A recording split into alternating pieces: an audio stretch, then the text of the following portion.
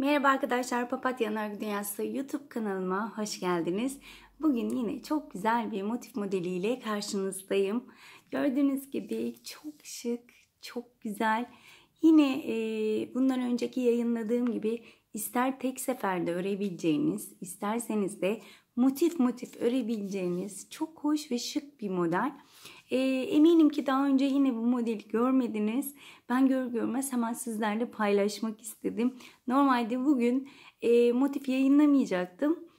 Şal modeli düşünüyordum ama bu modeli hemen görmenizi istedim.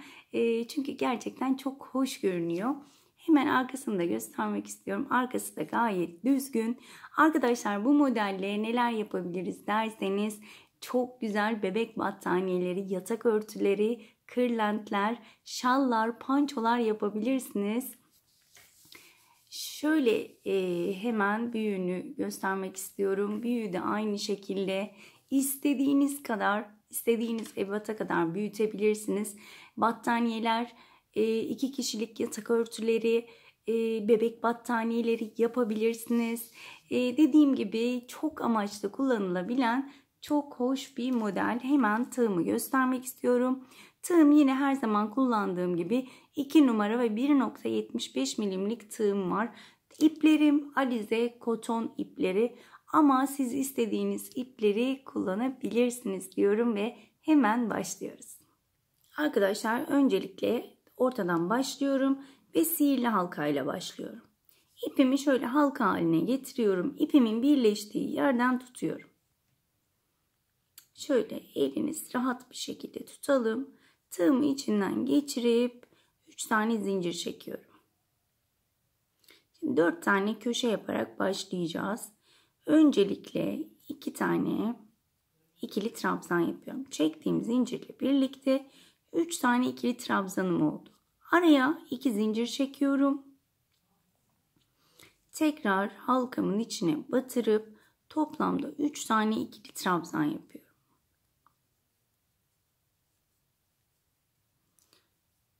2 zincir, 3 tane ikili trabzan.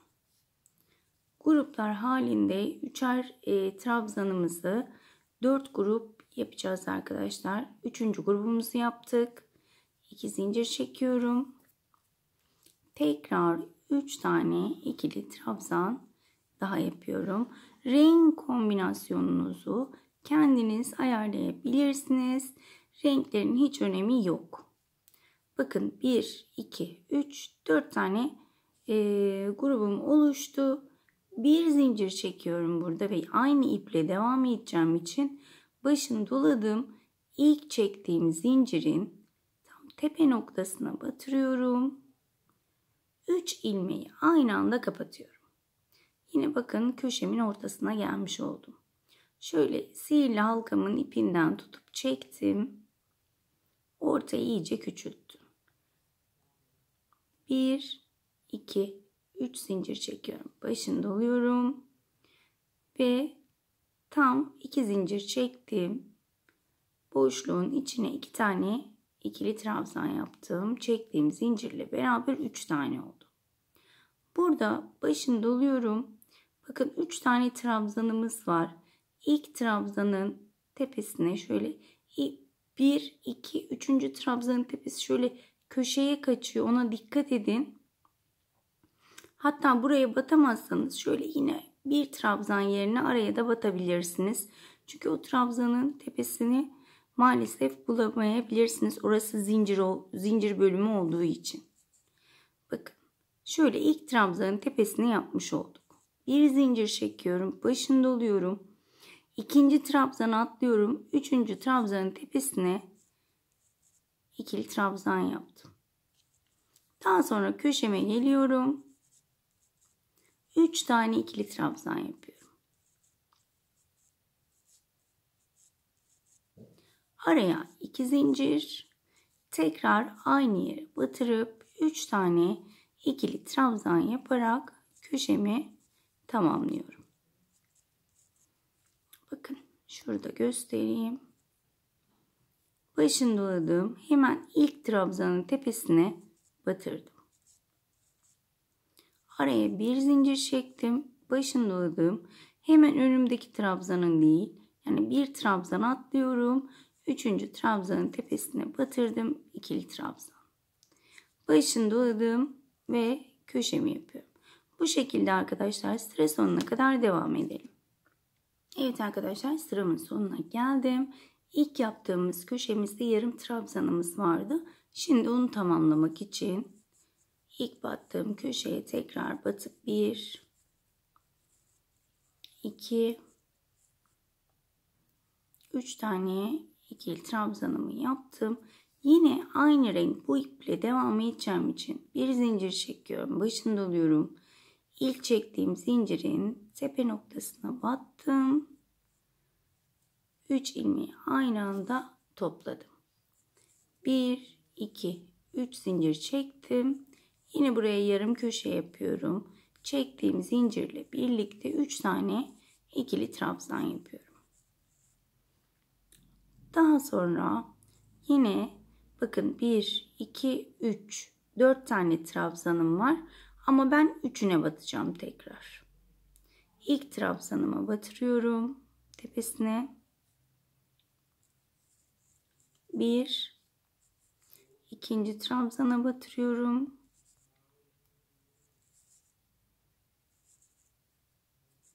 Üçüncü trabzana batırdım. Dördüncü trabzana batmıyorum. Şu ortadaki zincire de batmıyorum. Ve onun yanındaki trabzana da batmıyorum. Yani 1, 2, 3 tane trabzan atlıyorum. Dördüncüye batıracağım. 1, 2 zincir çekiyorum. İpinizin kalınlığına göre 3 zincir de çekebilirsiniz. Başını doladım. Şunu da trabzan sayıyorum. 1, 2, 3, dördüncüye battım. İkili trabzan yaptım. Şimdi 1, 2, 3. Gördüğünüz gibi yine köşemi yapıyorum. 3 tane ikili trabzan. Araya 2 zincir. Tekrar aynı köşemin içine 3 tane ikili trabzan yapıyorum. Şöyle şuradaki ilk trabzanı görmek için biraz açıyorum şurayı. Başını doluyorum. İlk trabzanın tepesine battım. 1, ikinciye battım. 2, üçüncüye battım. 3, 1, 2 zincir. Başını doluyorum. 1, 2, 3, dördüncüye battım. Ve bu şekilde sıra sonuna kadar devam ediyoruz. Evet arkadaşlar, yine burada 3 tane ikili trabzanımı yaptım. Ve köşemin içine batıp 3 tane ikili trabzan yapıyorum. Köşemi tamamlamak için. 3 tane ikili trabzanımı tamamladım. 2 zincir çekiyorum ve ilk çektiğim zincirin tepe noktasına batırıp kaydırma yöntemiyle kapattım. Bir zincir çekiyorum ve ipimi kesiyorum diğer renge geçmek için. Gördüğünüz gibi bu sıramız bu şekilde ilerledi. Hemen şöyle üstünkeri ben sihirli halkamı saklamak istiyorum. Hemen şöyle herhangi bir ilmeğe batıyorum. Bir düğüm atacağım. Şöyle biraz sıkıyorum ve şu anda ben üstünkörü saklıyorum ama siz ayrıntılı bir şekilde saklarsanız hem ördüğünüz örgü daha güzel görünecektir hem de çözülmeyecektir. Evet. Hemen şöyle ipimi de kesiyorum. Diğer rengime şöyle koyu bir mavim var. Bu sefer koyu mavi ile denemek istiyorum. İpime düğümümü attım. Herhangi bir köşeden başlıyorum.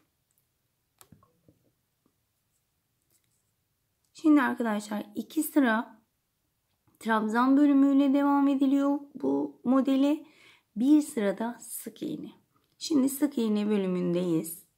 Buraya 2 tane tam köşeye, istediğiniz herhangi bir köşeye 2 tane sık iğne yapıyoruz. Daha sonra hiçbir trabzan atlamadan tek tek trabzanları tepesine batıyorum. Kaç trabzan var? 1, 2, 3, 4, 5, 6 tane. O zaman 6 tane sık iğne yapacağız. Birinciyi yaptım. 2, 3, 4, 5, 6. Bakın burada zincir çektiğimiz bölümlere geldim. Başını doluyorum. Bakın şurada bir burada bir de burada trabzan bırakmıştık. İlkinin başına şöyle batırıyorum. Alttaki trabzanın tepesine ikili trabzan yapıyorum. Başını 2 kez doluyorum. Bakın şurada bir tane bırakmıştık. Hemen şöyle aşağıda oraya batırdım. Önce bir ilmek, daha sonra 2, 2, 2 diyerek dörtlü trabzan yaptım. Başını doladım. Bakın burada da batmadığımız trabzanıma batırıyorum. İkili trabzan yapıyorum ve modelimiz bu şekilde ortaya çıkıyor. Daha sonra yine burada sayarak devam ediyorum. Bakın 1, 2, 3, 4, 5, 6. Muhakkak sayın. İlmekleriniz eksik olmasın. Köşeme geldim. Köşemin içine 1, 2, 3, 4. Tekrar ilk trabzanın tepesinden başlıyorum. 1, 2, 3, 4, 5, 6. Başını doladım. Bakın ilk trabzanımın batmadığım trabzanın tepesine batıyorum. İkili trabzan yapıyorum. Başını 2 kez doluyorum. Bir altta yani ilk sıramızda ördüğümüz ve bir atladığımız trabzanın tepesine batırdım. Önce 1, daha sonra 2, 3, 4'lü trabzanımı yaptım. Başını doladım. Hemen şuradaki tek trabzanımın tepesine batıp ikili trabzan yaptım. Ve bu şekilde arkadaşlar sıra sonuna kadar devam ediyoruz. Evet arkadaşlar, sıramın sonuna geldim. Buraya 2 tane sık iğne yapmıştık. Yine aynı köşemin içine batıp 2 tane sık iğnemi yapıyorum. Toplamda 4 tane sık iğnem olmuş köşemde. Hemen ilk yaptığım sık iğnenin tepesine batıp kaydırma yöntemiyle kapatıyorum. Bir zincir çekiyorum.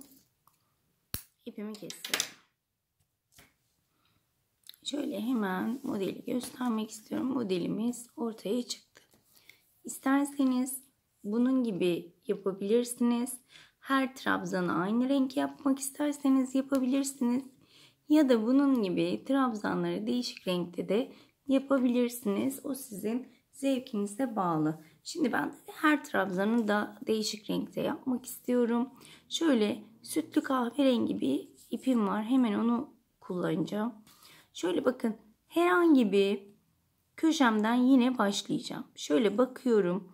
Bakın 4 tane sık iğnem var. 1, 2, 3.'ye batırıyorum. Köşemdeki 3. sık iğneme battım. 1, 2, 3 tane zincir çektim.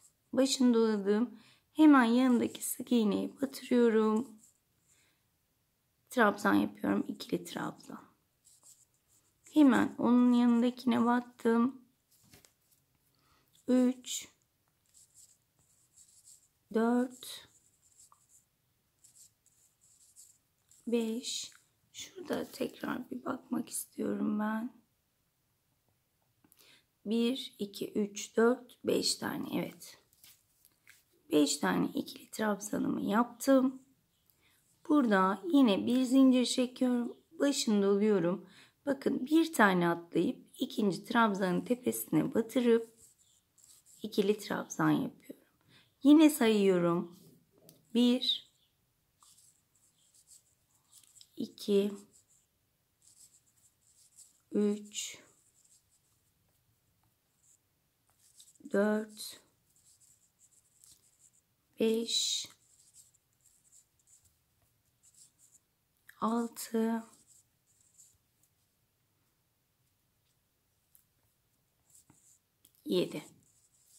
7 tane ikili trabzanımı yaptım. Bir zincir çektim. Başını doluyorum. Bir tane sık iğne atlayıp ikinci sık iğneme battım. İkili trabzan yaptım. Daha sonra birinciyi yaptık. 2 3 4 3 4 ve 5. trabzanımı yaptım. 2 zincir çekiyorum. Hemen önümdeki trabzana batıp ikili trabzan yapmaya devam ediyorum. 2 3 4 5 bir zincir, başını doluyorum. Önümdeki değil, bir yanındaki sık iğnenin tepesine batıp ikili trabzan. 1 2 3 4 5 6 7 bir zincir, bir tane sık iğne atlayıp ikinci sık iğnenin tepesine battım, ikili trabzan. Yine aynı şekilde 5 tane ikili trabzanımı yaparak devam ediyorum arkadaşlar. Bu şekilde bakın, burada yine 2 tane yuvamız oldu. Önce bir tane yapmıştık modelimizi, bir üst sırada 2 tane yapacağız. Bir üst sırada 3 4 5 6 şeklinde istediğiniz boyuta kadar örebilirsiniz. Bu sırayı tamamlayıp devam edelim. Evet arkadaşlar, sıra sonuma geldim. En son 5 trabzanımı yaptım. Bir zincir çekiyorum. Başını doluyorum. İlk çektiğim zincirin tepe noktasına batırıyorum ve 3 ilmeği aynı anda topluyorum. Yine bu renkle devam edeceğimiz için. 1 2 3 zincir çektim. Başını doladım. Hemen yine köşemin içine batıp 3 tane ikili trabzan yapıyorum. Çektiğim zincirle beraber 3 tane ikili trabzan yaptım. Başını doluyorum. Burada yine bakın, ilkten başlıyorum. Trabzanımın tepesinden 1 2 3 bir saniye, 1 2 3 4 5 tane var. 4 tane yapacağız burada. 4. Evet. Burada 2 zincir çekiyorum. Başını doluyorum. Bakın, öndeki trabzanımı, yani bir altta ne yaptıysak burada da aynısını yapıyoruz. 1 2 3 dördüncüye batırdım. İkili trabzan yaptım. İlk trabzanım 1 2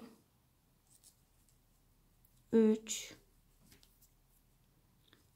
4 ve 5. 5 tane trabzan yaptım. Yine bakın, önümde bir tane boşluk kaldı. 2 zincir çekiyorum.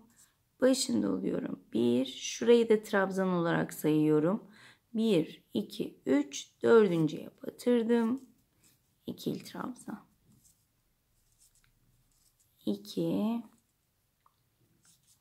3 4. Daha sonra 3 tane ikili trabzan yaparak kenar bölümümü yapıyorum. Araya 2 zincir, tekrar aynı yere batırıp 3 tane ikili trabzan. Bu şekilde arkadaşlar, bu sırayı da dört bir köşesinde aynı şekilde bitirelim. Evet arkadaşlar, sıra sonuna geldim. Yine köşemin içine batırıp 3 tane ikili trabzanımı yapıyorum. 2 zincir çektim. İlk çektiğim zincirin tepe noktasına batırıp kaydırma yöntemiyle kapattım. Bir zincir çektim ve ipimi şöyle kesiyorum. Modelimiz bu şekilde yine ortaya çıkmış oldu. Şöyle bir turuncu ip kullanıyorum. Kahverengiyle çok hoşuma gidiyor benim turuncu rengin birleşimi. Şurada da turuncuyu kullanmak istiyorum. Arkadaşlar burada da şurada ilk yaptığımızın aynısını yapıyoruz ve dediğim gibi sadece modeller çoğalıyor. Hemen şöyle herhangi bir köşeye batmak istiyorum. Yine az önce yaptığımız gibi 2 tane sık iğne. Tekrar yine bakın sayarak 1, 2, 3, 4, 5, 6, 7, 8 tane ikili trabzanımız var. 8 tane sık iğne yapacağız. 1, 2, 3, 4, 5, 6, 7, 8. Bakın başını doladım. Bakın şöyle karşılıklı 2 tane boş trabzanım var. Batılmamış. İlkine batırıyorum. Şöyle bol bir şekilde 2 ilmek çekerek ikili trabzan yaptım. Başını 2 kez doladım. Hemen bir altta yine bakın batılmamış boş bir sık iğne tepesi var. Hemen tığımı oradan batırdım. Önce 1, sonra 2 ilmek topladım. Başını doladım. En son batılmamış şuradaki trabzan tepesine batıp ikili trabzan yaptım. Daha sonra şu arkadakini de unutmayalım. 1, 2, 3, 4, 5 tane sık iğnemi yaptım. Başını bir kez doladım. Hemen bir aşağıdaki boş trabzanın tepesine battım. İkili trabzan. Başını 2 kez doladım. Bakın alttaki boş sık iğnenin tepesine battım. Önce 1, sonra 2 diyerek dörtlü trabzan yaptım. Başını doladım. Önümdeki hemen bir alttaki trabzan tepesine batırdım. İkili trabzan. Ve hemen arkasındakini unutmayalım. Yine bu şekilde sıra sonuna kadar köşemize kadar sık iğnelerimizi, burası 8 zannedersem 8 tane sık iğnemi yapıyorum. Aslında saymaya gerek yok diyeceksiniz ama eksik ilmek olunca maalesef modelimiz çok hoş görünmüyor. Hemen köşemin içine batıyorum. 1, 2, 3, 4. Bu şekilde arkadaşlar sıra sonuna kadar devam edelim. Evet arkadaşlar sıra sonuna geldim. Hemen yine köşemin içine batıp 2 tane sık iğnemi yaptım. İlk sık iğnenin tepesine batıp kaydırma yöntemiyle kapattım ve bu şekilde motif modelini bitirmiş olduk arkadaşlar. Motif olarak yapacaksanız burada bitiriyorsunuz. Eğer büyütmek isterseniz de aynı yolları izliyoruz. Bakın önce 1, sonra 2, sonra da 3 tane diyerek modellerimiz artarak şurada kullandığımız yolu şurada da aynı şekilde izliyoruz. Ve model bitesiye kadar istediğiniz boyuta gelene kadar devam ediyorsunuz. Hemen şöyle motif olarak göstermek istedim size. Şimdi ister motif olarak bitirin, isterseniz kocaman bir bebek battaniyesi olarak bitirin. Hemen son sırayı göstermek istiyorum. 2 tane zincir çekiyorum. Modeliniz bittiği sırada, yani şu model sırasında bitiriyoruz. Modelimizi yapıyoruz. Hemen önümdeki sık iğneyi batırıyorum. Ve bu şekilde arkadaşlar her sık iğnenin tepesine batırarak sık iğne yapıyorum. İsterseniz bu bölümde yarım trabzanda yapabilirsiniz. Bu şekilde köşemize gelene kadar sık iğne ile her sık iğnenin tepesine sık iğne yaparak devam edelim. Şuraya da şöyle göstermek istiyorum. Bakın şunların yine tepelerine batırıyorum. Birer tane sık iğnemi yapıyorum. Burayı da şaşırmayın diye göstermek istedim. Bakın bu şekilde diğer uca gelene kadar devam edelim. Bakın köşeme gelmek üzereyim. Tam ortadaki bakın. Şöyle şuna da batalım. Tam ortaya geldiğinizde ortaya batırıyorum ve aynı yere 3 tane sık iğne yapıyorum. Tekrar battım. 2. Tekrar aynı yere batırıyorum. 3 tane sık iğne yapıyorum. Ve daha sonra tek tek sık iğnelerimi yapmaya devam ediyorum. Sadece köşelerde aynı yere 3 tane sık iğne yapıyoruz. Diğer yerlerde her sık iğnenin tepesine birer sık iğne yaparak devam ediyoruz. Hemen şöyle göstermek istiyorum. Bakın şöyle şurası gayet düzgün oluyor. Evet arkadaşlar, sıra sonuna kadar bu şekilde devam edelim. Evet arkadaşlar, sıramın sonuna geldim. Hemen tam ortaya gelene kadar tekrar yapıyorum. Bakın tam ortaya geldim. Aynı yere 3 defa sık iğne yapıyorum. Aynı yere batırarak ve ilk yaptığım sık iğnenin tepesine batırarak bir zincir çekip modelimi kapatıyorum. Hemen üstün körü şöyle ipimi gizlemek istiyorum.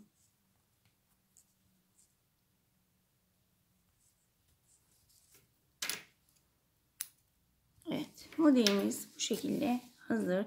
Şöyle biraz ördüğünüzde biraz yamulmuş gibi duruyor ama şöyle hafif bir şekilde buhar gösterdiğinizde gördüğünüz gibi inanılmaz şekilde düzgün görünüyor.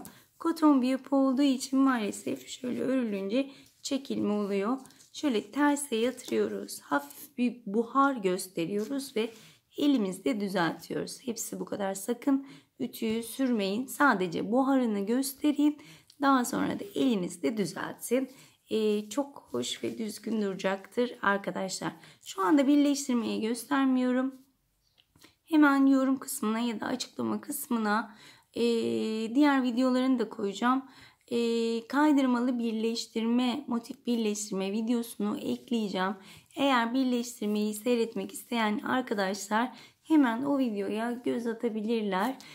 Sadece birleştirme videosu çekmiştim. O yüzden her video uzamasın diye de birleştirmeyi göstermiyorum. Genelde sık iğne ve trabzanlıları göstermiyorum. Ama diğer videosu olmayan birleştirmeli modelleri muhakkak gösteriyorum. Eğer göstermediysem lütfen o videoya bir göz atın diyorum. Hemen diğer modellerimi de şöyle getirmek istiyorum. Evet arkadaşlar, umarım açıklayıcı bir şekilde anlatabilmişimdir. Umarım sizler de anlatımımdan memnun kalmışsınızdır. Arkadaşlar şu anda 75.000'i geçtik zannedersem. 100.000'i çok az kaldı. Desteklerinizden dolayı hepinize çok teşekkür ederim. Ben de dört gözle bekliyorum 100.000 plaketini almayı. İnşallah sizlerin sayesinde de onu da alırım. Eğer kanalıma abone değilseniz abone ol tuşuna basarsanız ve yanındaki zili aktif hale getirirseniz bundan sonraki yayınlayacağım videolardan da haberdar olabilirsiniz. O güzel yorumlarınızı da bu videonun ve diğer videoların da altında görmekten çok mutluluk duyuyorum ve hepsine de tek tek bakıyorum. Eğer göremediğim yorumlar da varsa hepsinden özür diliyorum. Genelde hepsini tek tek bakıp cevap vermeye çalışıyorum. O güzel dilekleriniz için de çok teşekkür ediyorum. Kendinize çok iyi bakın diyorum. Bir dahaki yine kolay ve çok şık modellerle görüşmek dileğiyle. Hoşça kalın.